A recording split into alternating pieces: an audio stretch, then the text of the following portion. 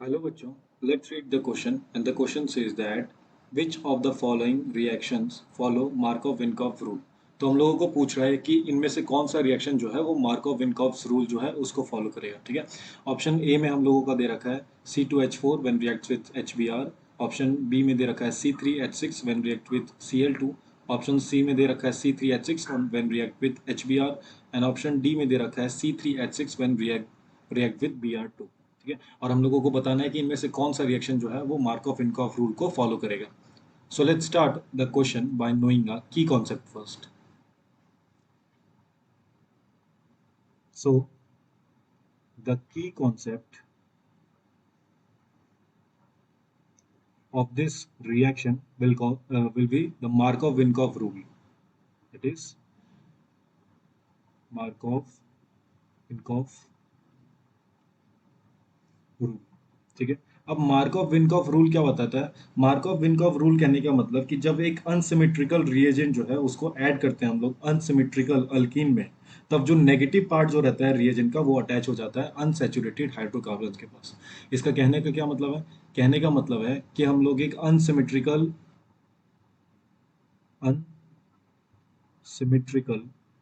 Reagent लेते हैं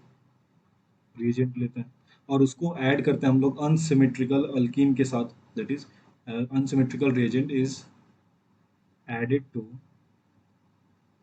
added to unsymmetrical alkyne. ठीक है, और जब इसमें क्या होता है, जो अनसिमेट्रिकल रिएजेंट यूज कर रहे हैं हम लोग, उसका जो नेगेटिव पार्ट रहता है, उस रिएजेंट का जो भी नेगेटिव पार्ट रहेगा वो हम लोगों का ऐड हो जाता है किस पे? अनसैचुरेटेड कार्बन पे। तो अनसैचुरेटेड कार्बन का मतलब जिसमें डबल बॉन्ड या फिर ट्रिपल बॉन्ड मौजूद होंगे, double bond and triple bond मौजूद होंगे। अब अगर हम लोग इन रिएक्शंस में देखें, इन जो रिएक्शन हम लोगों को दे रखा है, तो पहला रिएक्शन दे रखा है C2H4, दैट इज C2H4, और इसके साथ हम लोगों को रिएक्ट करवाना है किसको? HBr को। अब यहाँ पे जो रिएजेंट यूज किया गया है वो तो अनसिमेट्रिकल है, बट अगर हम लोग C2H4 का स्ट्रक्चर बनाएंगे तो it will be C double bond C, एक H यहाँ पे रहेगा, एक H यहाँ पे, एक हाइड्रोजन यहाँ और एक हाइड्रोजन यहाँ पे। और ये जो स्ट्रक्चर है ये हम लोगों का क्या है? ये सिमेट्रिकल अल्कीन है। It is symmetrical alkyne.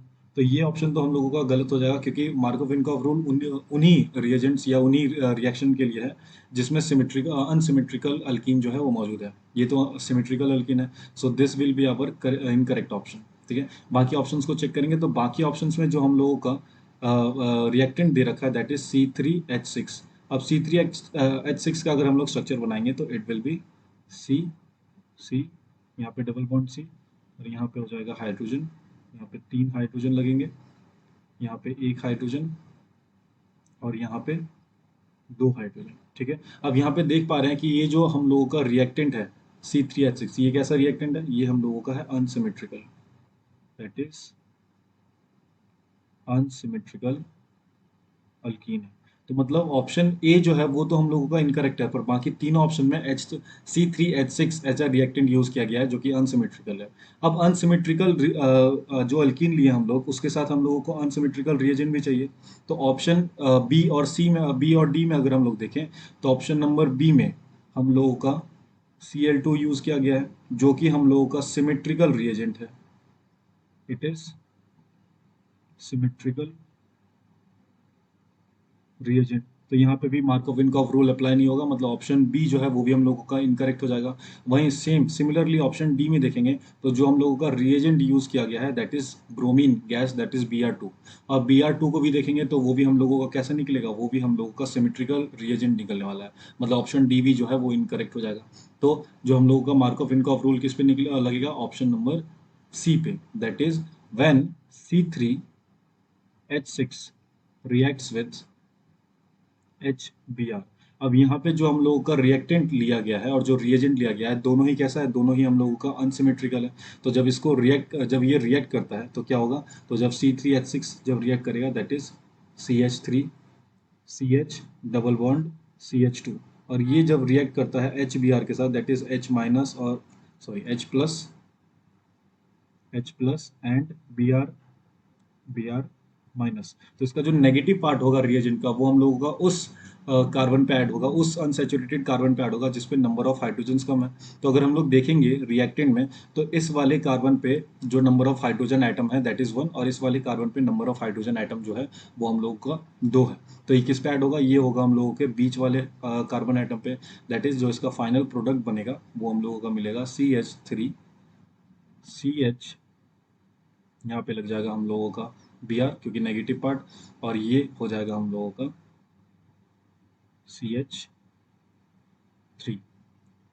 तो ये जो रिएक्शन, ये जो प्रोडक्ट हम लोगों को मिलेगा, ये कौन सा रूल ओबे कर रहा होगा, ये हम लोगों का मार्कऑफ इनकॉफ रूल ओबे कर रहा होगा। अब ये जो जो प्रोडक्ट हम लोगों को मिला ये मेजर में मिलेगा, मतलब ज़्यादातर जो है यही प्रोडक्ट मिलने वाला है रिएक्शन करके।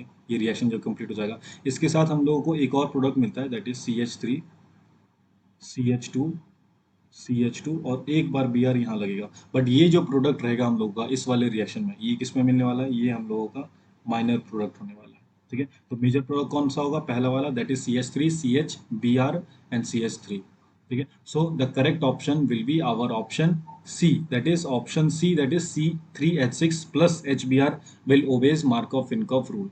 सो ऑप्शन सी जो है वो हम लोगों का राइट आंसर हो जाएगा। Hope you understand the concept well, thank you and best of luck.